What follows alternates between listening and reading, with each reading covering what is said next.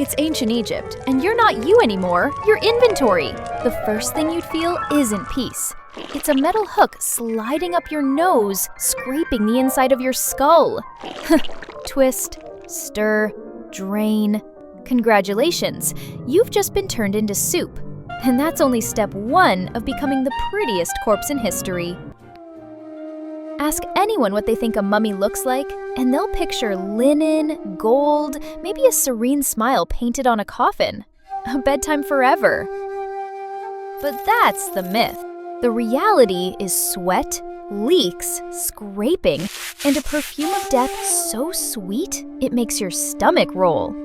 So, how do you kickstart your eternal sleep? Well, the embalmers know exactly when your journey begins. They don't wait for prayers, they wait for the signs. A wet shine on the lips, a dark stain spreading on the back, and then the grand signal. One final fart as the gases escape your intestines. That's stage 1. Your body's clock has started. The room is hot, the air is heavy, just right for a soon-to-be mummy to get ready. And lucky for you, Egypt's scorching heat does the rest.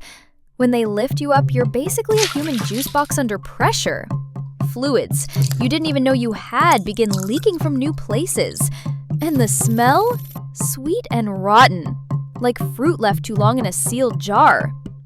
That stench sticks to their hands for days. You don't just feel dead, you feel heavy, bloated, swollen, ready to pop. And pop you do. Under the desert sun, your skin tightens like overinflated drum leather. One careless squeeze and you burst like a rotten water balloon, spraying the table, the floor, even the sandals that will never smell quite clean again. The apprentices gag, but the master, he just wipes his hands and nods. Perfect. Stage 2 is about to begin, and it starts with your skull. The embalmer twists the hook again and again until your head echoes hollow. Warm, stringy chunks of brain slide out through your nose, dangling like wet noodles before dripping down his wrist. Eventually, your thoughts, or what's left of them, collapse into soup. When the skull is finally empty, they pour in molten resin. It swirls like a black tide cooling into stone. From the outside, you look normal. But inside, it feels like someone filled your skull with bricks. Now comes the intricate knife work. Just like bakers score bread, the blade parts your skin with a slow, tearing whisper, opening a doorway just big enough for a hand. Fingers vanish into you, rummaging through the warm, collapsing insides. Piece by piece, your organs come out. Your liver like a heavy steak, lungs folding in on themselves, intestines slithering out like a greasy rope. Each one gets salted like jerky until it shrivels. If you're rich, they're sealed in neat jars. If you're not, they shove them back inside you like leftovers wrapped in cloth. But the desert has a long memory. Even centuries later, some of those cheap burials split open. Salted guts leak back out, rot patient as ever.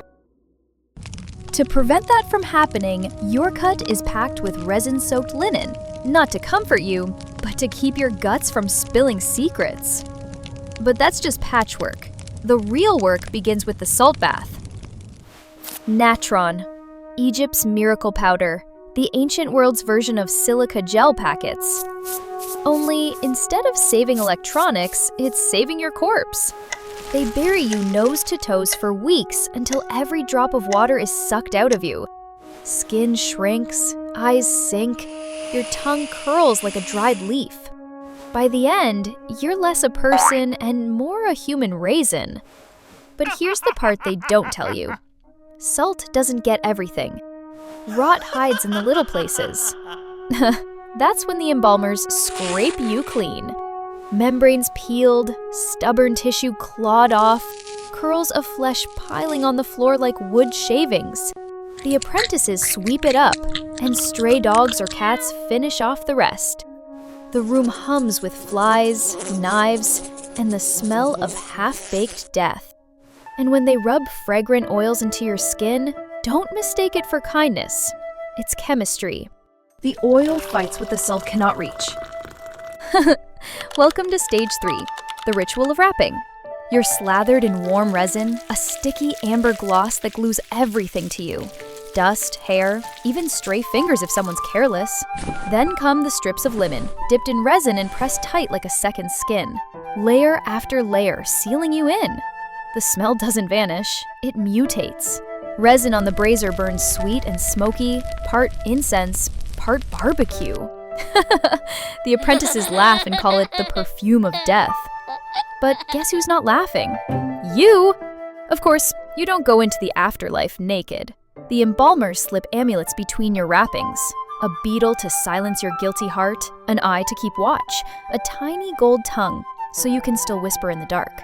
Each layer hides little treasures, the way kids hide snacks under their bed. You're not just a body anymore, you're a puzzle being solved in reverse, taken apart and put back together with secrets tucked between the folds. But not everything is sacred. People are people, even here. To lighten up such dreary work, apprentices sometimes slipped in extras. A dried rat, a chicken bone, once even a clay doll. Ancient inside jokes hidden where no one will see. Not just that, greed also crept into their thoughts at times. Rings, beads, the good stuff went missing more often than you'd like to think. After all, it's hard to resist temptation when you work in a room full of treasure, and the masters knew it. That's why they sometimes forced their workers to line up and open their mouths.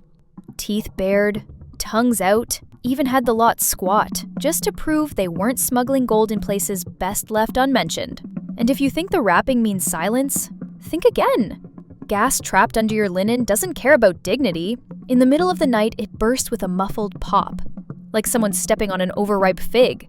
Apprentices wake up swearing they heard you burp. And they're not wrong. Bodies talk. The dead just don't say things you want to hear. Finally, they seal you shut. More resin, more linen, a last coat of oils that can't quite hide what you really are now. A rotting nightmare wrapped like a gift. Your coffin is painted with eyes and gods, your face idealized. Calm, dignified, as if the last month wasn't a scavenger hunt through your own insides. The lid closes. Quiet at last. So quiet, you can hear the resin inside your skull crackle as it cools. Then time does its work. Sand fills your ears. Dynasties rise and crumble. Your name is forgotten, remembered, and forgotten again. Until one day, a new embalmer arrives. A thief. A collector. He pries open your tomb for powder. Mumia, they call it. Ground up mummy medicine. People swallow you for headaches, rub you on bruises, even sip you in tonics that taste like nutmeg and funerals. And when supplies run short, merchants just make fake mummies out of fresh corpses. Painted with resin and lies, a knockoff eternity, sold by the ounce. Even in the old days, the truth wasn't sacred. Sometimes embalmers poured resin into your skull until it overflowed, stiffening your jaw shut. They told the living it kept the dead from speaking. Really? It just kept you from leaking. In Egypt, sacred and practical were the same thing. You might call this cruelty. They called it craftsmanship. Every cut, every scrape, every wrap was a promise. You won't fall apart. You'll look like yourself long after your grandchildren's grandchildren are dust. That's what eternity costs. Oil, salt, linen, and men who could eat lunch beside an open abdomen and still kiss their kids goodnight. Now, you lie in your coffin, amulets tucked, name painted, ready for the long dark. You outlast empires. You outlast languages. And centuries later, when strangers press their faces to glass, they whisper, "King, queen, baker, nobody?" They marvel at your shape, your miracle. But you know the truth. The puddles, the scraping, the resin river in your skull. They see a legend. But you know the recipe. And if you think this was grim, wait until you see what medieval medicine did to the living. Forget embalming the dead. Surgeons drilled holes in skulls, poured hot oil into wounds, and prescribed ground-up worms as medicine. Death wasn't the worst outcome. Stay tuned!